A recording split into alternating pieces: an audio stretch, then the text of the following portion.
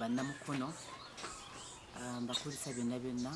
byemubaddeko gyemuteekako engalo mwebale nnyo okukuuma obuntu okwagala eggwanga mwenna mu bifo byonna ebyennama eby'Mukono North, Mukono South, Nakifuma,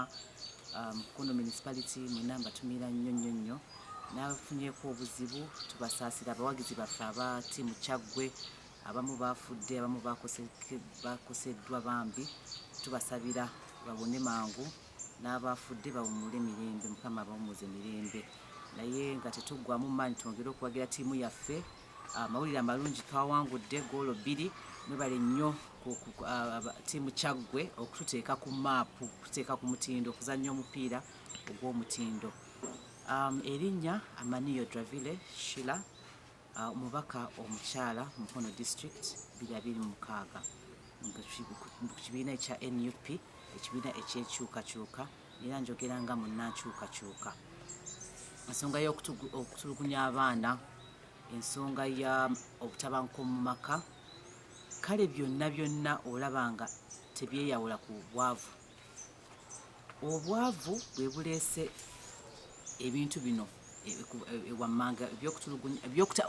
ekisookera ddala obutabanguko mu maka kubanga omuntu amaka we gabeera ne ssente tebasobola kubeerawo emisangosango bwetyo eya defilement y'okubula emirimu oba ebintu ebigenda bwe bityo neera kino nkiteeka ku gavumenti kubanga yo ekigenderedde okulaba nga abantu ebalekera ddala mu bwavu kubanga abantu abaavu bangu nnyo ab'okufuga n'olwekyo tetusobola kuva mu mbeera eno nga gavumenti tevuddeeyo kwempoweringa abantu oba kulwanisa bwavu tosobola kuŋŋamba nti nnyini maka oba taata atudde talina mulimu wuuyo atawanyiza maama atandise omukuba abaana bakaaba tewali mmere oba ono bamubuulidde emisango omwana mulwadde talina ddagala talina wakumutwala okufuna ddagala n'olabira ddala nti ekyo kyonna ekireeta obutabanguko mu maka ekireeta omwami okutawaanya omukyala oba okumukuba oba okumuvuma obwavu obuleeteddwa ki gavumenti kale embeera eyo n'olaba nga abantu batandise okuva mu mbeera ate kati obusungu ne babuteeka ne ku bafamily members bennyini ekyo ensonga ya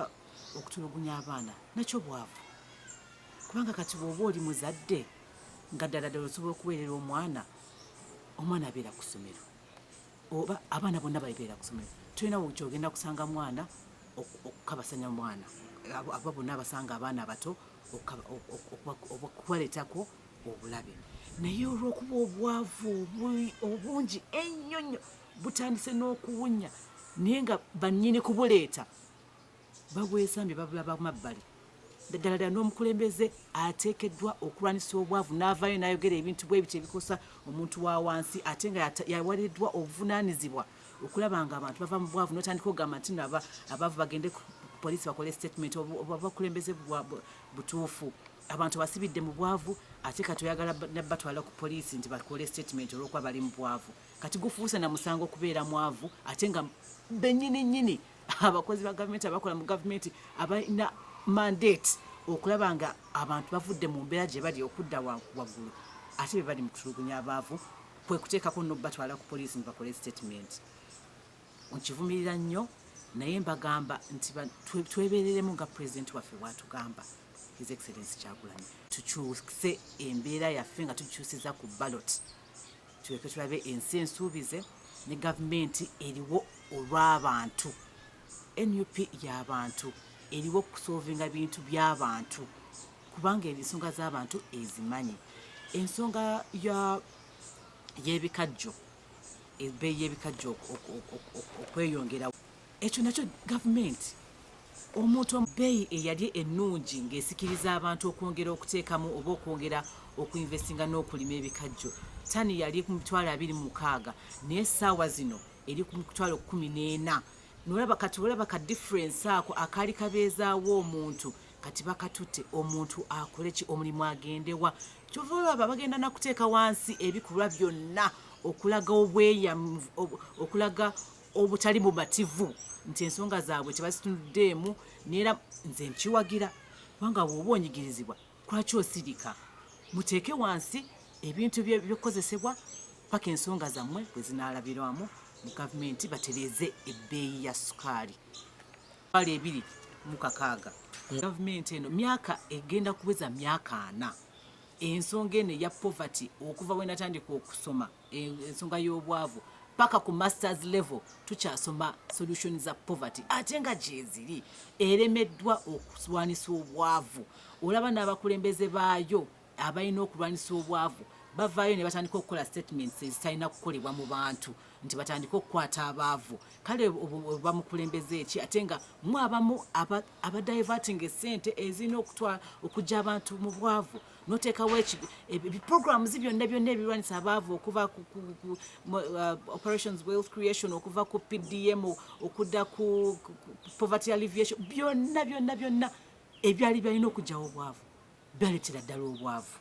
kubanga ogamba otya ogenda kuleeta miliyoni 100 mu muluka niye ogenda okumaliriza nga miliyoni ezisansanye mu bantu ziringa miliyoni 2 katawo obwavu oba bavaawo butya obagamba good scandal y'amabaati eyabaawo n'ogamba nti amabaati gagenda kutwala gayamba abantu ate mwe bennyini abali mu gavumenti mwe abali mu kugabba mulemeddwa okulwanisa obwavu nze ngamba abantu ba mukono naddala ab'emikono n'aba-Uganda twebeereremu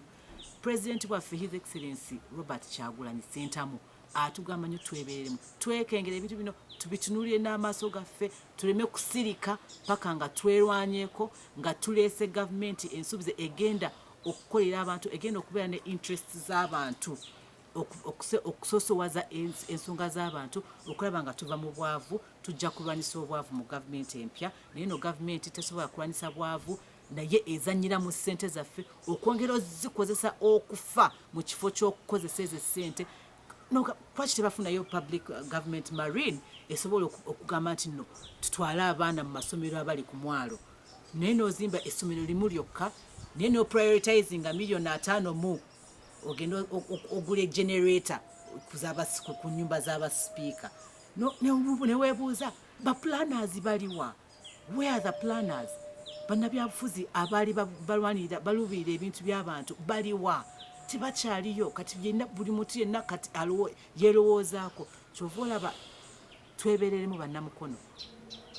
twebereremu tumanye ekyokukola pulezidenti waffe Kyagulanyi abatumidde nnyo ate abaagala nnyo ate abasabira tumuwagire twongere okumuwagira ebizibu byaffe yabimanyi yabitegeera ate ajja bifunira solution nga ekiseera kye kituuse 2026